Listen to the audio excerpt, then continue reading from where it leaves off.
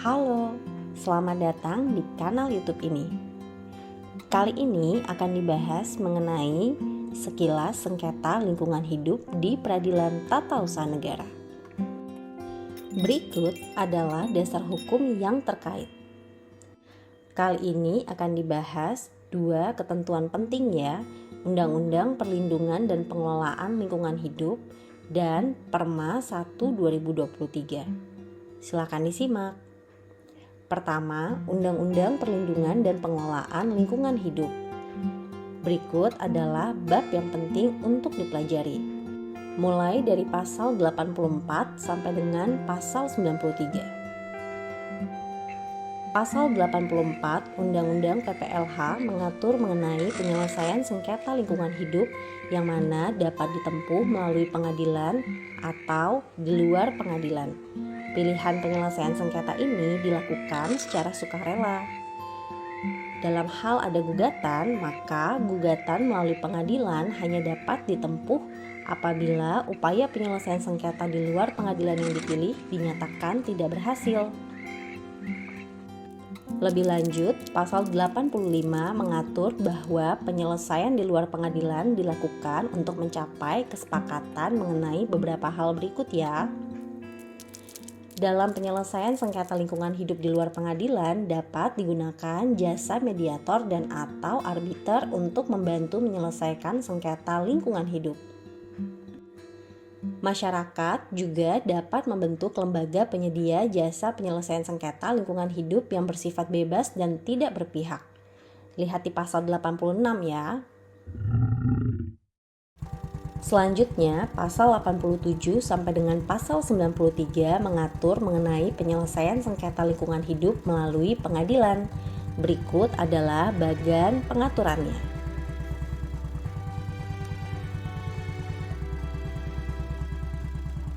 Perihal ganti kerugian dan pemulihan lingkungan, perhatikan subjek hukum dan juga tuntutan yang dapat diajukan ya. Jangan lupa baca penjelasan pasalnya juga. Dalam Undang-Undang Lingkungan Hidup dikenal juga istilah tanggung jawab mutlak. Perhatikan doktrin dan asas yang terkait ya. Dapat juga dipelajari perbandingan hukum dengan negara lain.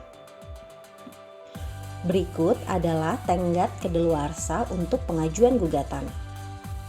Perhatikan situasi kasus konkret akuo dan juga ketentuan mengenai tenggat waktunya.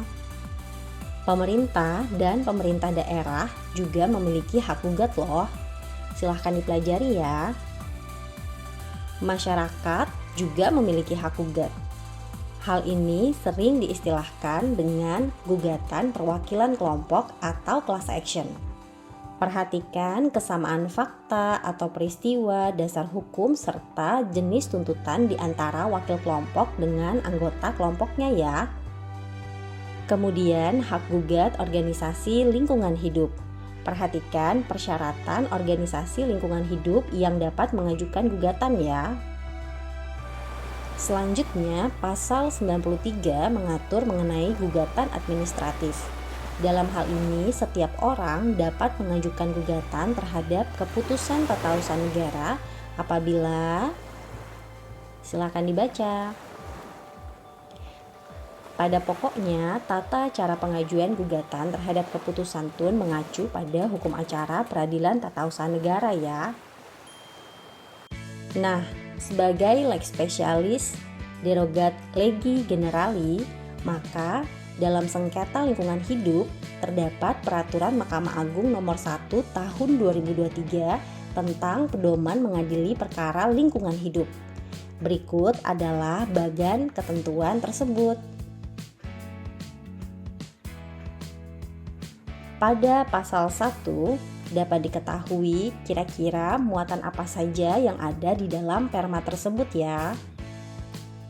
Selalu perkuat setiap pengetahuan mengenai hukum dengan sumber-sumber hukum ya, tidak terbatas pada peraturan perundang-undangan saja, bisa juga dari asas, doktrin maupun jurisprudensi. Pada pokoknya, perma ini bertujuan untuk memberikan pedoman dan juga melengkapi hukum yang ada. Penanganan perkara lingkungan hidup dilaksanakan berdasarkan prinsip sebagaimana Undang-Undang PPLH dan juga prinsip pembangunan berkelanjutan lainnya ya. Hakim dalam hal ini wajib untuk menggali, mengikuti, dan memahami nilai hukum pelindungan dan pengelolaan lingkungan hidup dan rasa keadilan yang hidup di masyarakat. Secara umum, perkara lingkungan hidup meliputi perkara tata usaha negara, perdata, dan pidana yang menyangkut pelindungan dan pengelolaan lingkungan hidup sebagaimana diatur dalam UU PPLH dan juga undang-undang lainnya. Cermati pasal 4 ini ya. Ayat 1. Ayat 2. Ayat 3, 4, dan 5 berikut. Pasal 5 Perma mengatur mengenai penomoran perkaranya. Silahkan dicermati. Nah, pada bab 3 diatur mengenai perkara tata usaha negara lingkungan hidup dari pasal 6 sampai dengan pasal 29. Berikut adalah bagian pengaturan pada bab tersebut. Beberapa hal yang penting untuk dipelajari adalah terkait dengan hak gugat, objek sengketa dan tuntutan, tenggang waktu pengajuan gugatan, pembuktian, dan juga pelaksanaan putusan.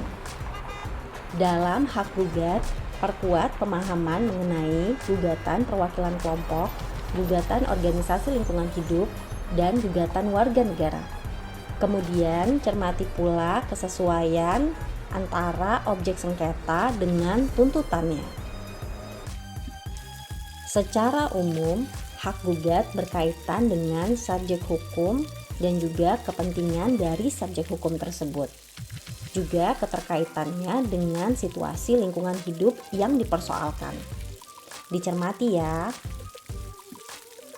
Pasal 7 adalah salah satu kekhasan yang ada di dalam penyelesaian sengketa tun lingkungan hidup, bahwa gugatan tun lingkungan hidup dapat ditempuh apabila upaya penyelesaian sengketa di luar pengadilan yang dipilih dinyatakan tidak berhasil. Hal ini termasuk upaya administratif dalam sengketa tun atau disebut juga notifikasi dalam gugatan warga negara. Berikut adalah ketentuan mengenai gugatan perwakilan kelompok. Dapat dipelajari Perma nomor 1 tahun 2002 tentang acara gugatan perwakilan kelompok ya, sebagai bahan perbandingan. Berikut adalah spesifik ketentuan gugatan organisasi lingkungan hidup dalam sengketa tun lingkungan hidup. Diperhatikan ya. Pasal 10 sampai dengan pasal 12 mengatur mengenai gugatan warga negara. Silakan dibaca. Pasal 10. Perhatikan unsur-unsurnya ya. 11 ayat 1, ayat 2, ayat 3, dan ayat 4. Dalam hal ini ada istilah notifikasi ya. Pasal 12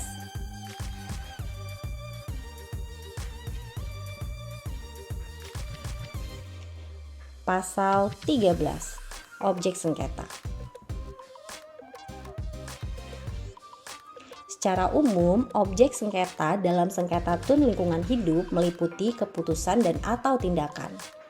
Secara spesifiknya, silakan dibaca ketentuan terkait pembedaan antara mana yang termasuk keputusan dan mana yang termasuk tindakan yang dapat digugat dalam sengketa tun lingkungan hidup.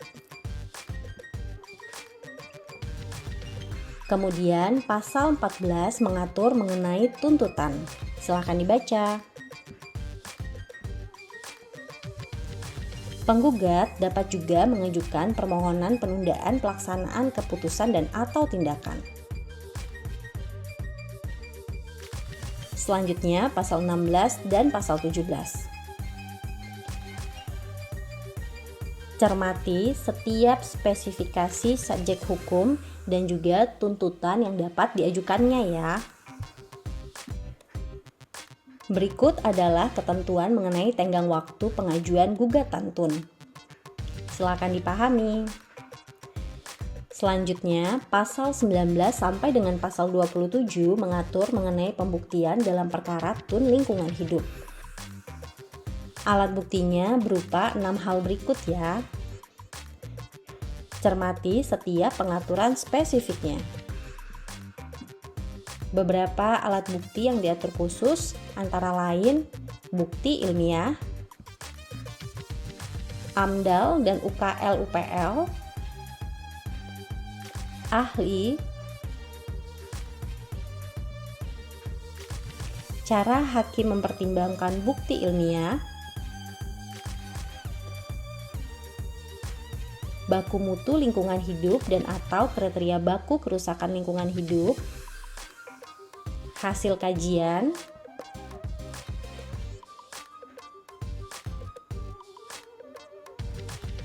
dan perihal kesesuaian kegiatan usaha dengan penataan ruang.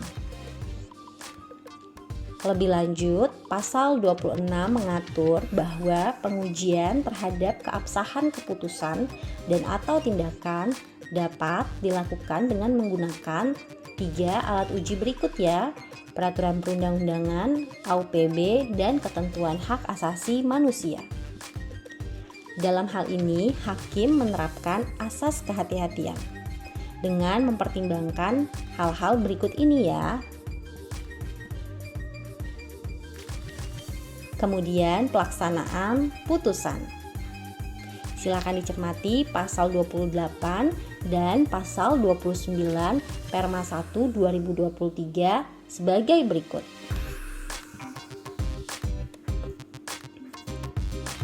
Selesai. Demikianlah sharing ringkas mengenai sekilas perkara lingkungan hidup di Peradilan Tata Usaha Negara. Untuk lebih detailnya, silahkan dibaca peraturan perundang-undangan terkait, juga sandingkan dengan sumber hukum lainnya ya. Ingat, selalu ikuti perkembangan hukumnya. Semoga bermanfaat dan terima kasih.